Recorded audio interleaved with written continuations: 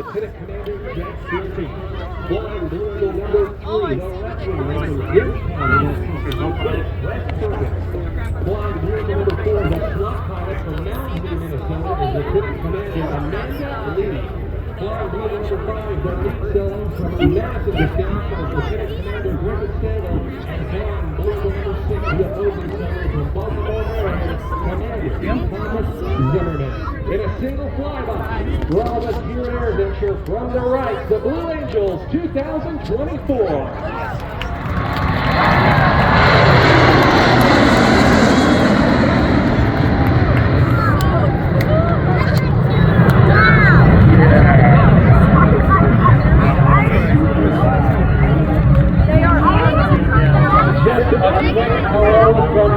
We're going to be seeing our jumpers as they work their way down.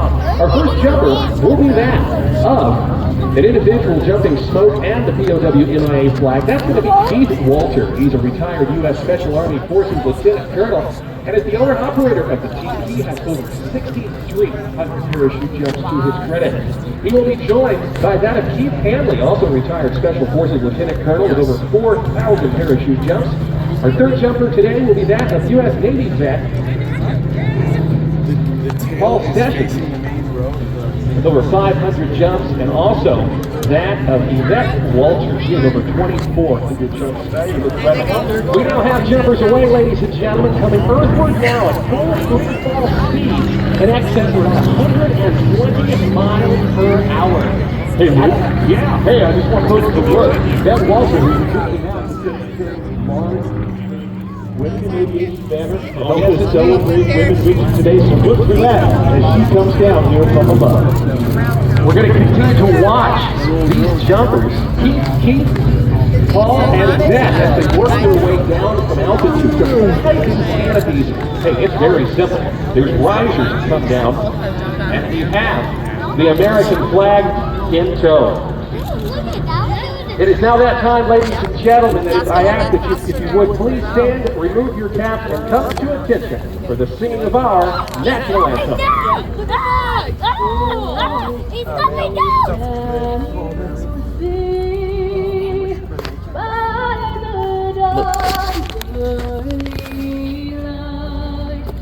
What so proud may we have at the twilight's last gleaming, whose broad stripes and bright stars through the perilous fight.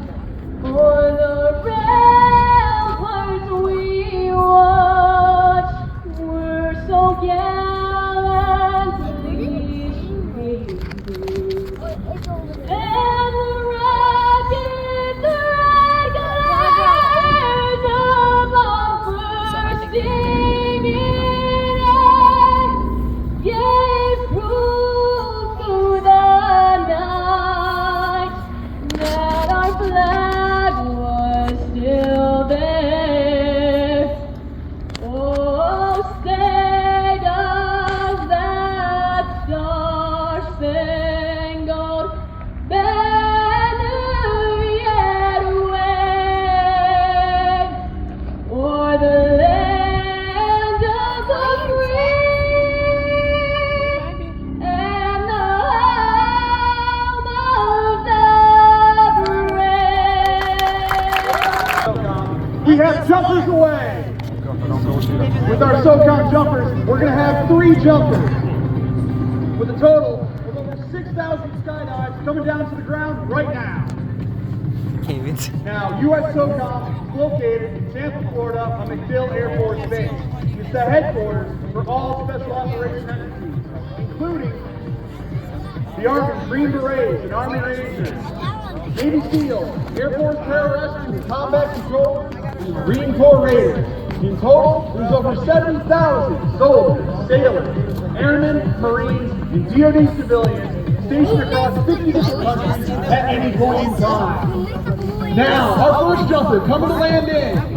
He's our team NCOIC, Army Rangers, Sergeant First Class Stephen Travers. Coming up behind Steve, we have our team OIC. He's a retired Green Beret Master Sergeant, Mr. Timothy Groves.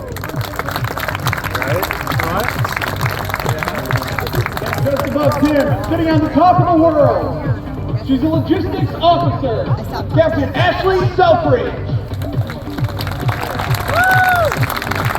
Now, one thing about the Paracommandos, we are the U.S. military's only joint parachute demonstration team, meaning our teammates are made up from all U.S. military branches services, a few partner nations, and some DoD civilians.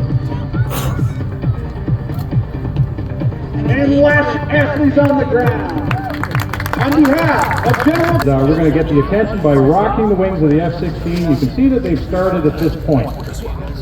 Now this isn't a wing. If I'm flying in my Cessna 150 and I see you come up on my side and you're doing a wing wag, what am I supposed to do right now? What should that Navajo be doing? In a perfect world, the Navajo would recognize that, maybe switch frequencies to 121.5 guard. What we'd like to see is the Navajo follow the F-16 as he doesn't turn away here in a second.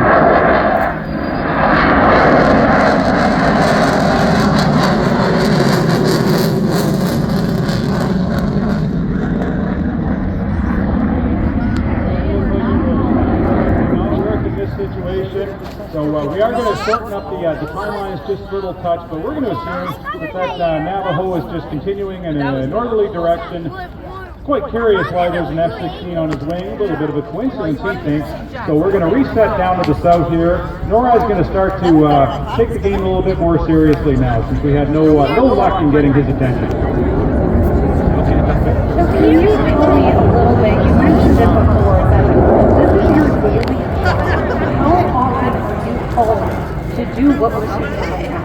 It is something we do far too much. Originally, NORAD itself, though, we were created in 1958. We were created as a defense against any adversarial threats that we had at the time. Think of the Cold War scenarios that we lived through in the 50s and 60s. From that, 9/11 and the events of 9/11, they kind of changed our mission set as to what NORAD does. So before we were looking at defending against an outside threat, we had to start looking internally in both Canada and the United States for something to do. 30-mile CFR and special events such as Super Bowl or even the various political conventions that we had just south of here last week, which caused us to do our job 3 times, I think, last week. So in this case, you're seeing them reset to the south, and they're going to come in. NORAD's doing a little bit more work behind the scenes at this time. So we're reaching out to various agencies, trying to figure out who this aircraft is. We picked up his tail number on the last pass. That has been fed into the system, and folks are coming up with who owns this aircraft, and is there any possible nefarious connections that the owner of that aircraft may have. So as they come in this time, we're going to do a maneuver called a headbutt. This is really going to get the attention of the wayward aircraft. We're going to walk the wings a couple times, but then ultimately we're going to cross his nose. You would, in real life, you'd see flares dispensed from the fighter aircraft. We're going to use afterburners in this case to simulate the use of flares. The intent of this is to truly get the attention of the Baron pilot.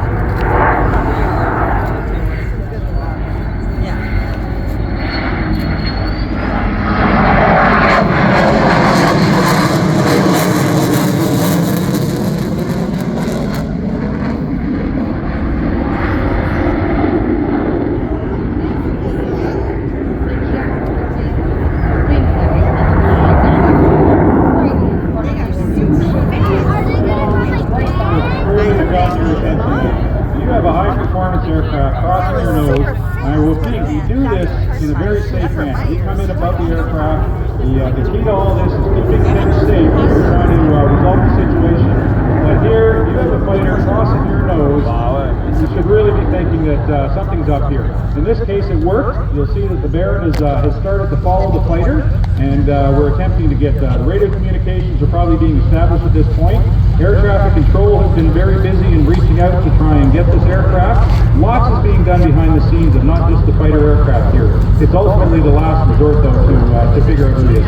So a quick question for you. I'm intrigued. We have a fighter jet up there, and you intercept with many different types of aircraft. The speeds are about different. How are you able to maneuver next to maybe slower speeds?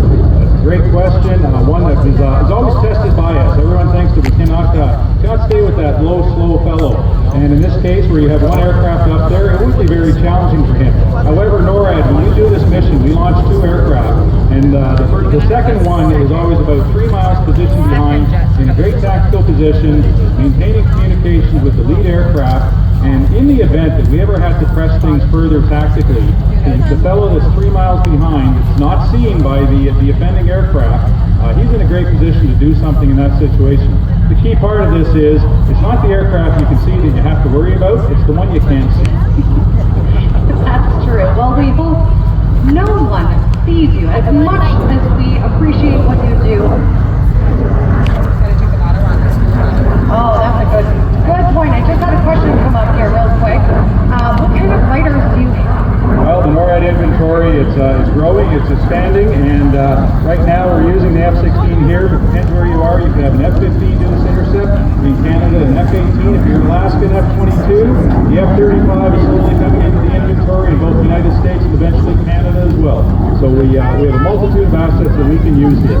Now, going back to what we're doing here, we have the pass coming up, and we're putting down. However, he's carrying off to his next destination, but you do see the F-16 with his gear down, perfect situation, directing him to land on the runway here in Oshkosh.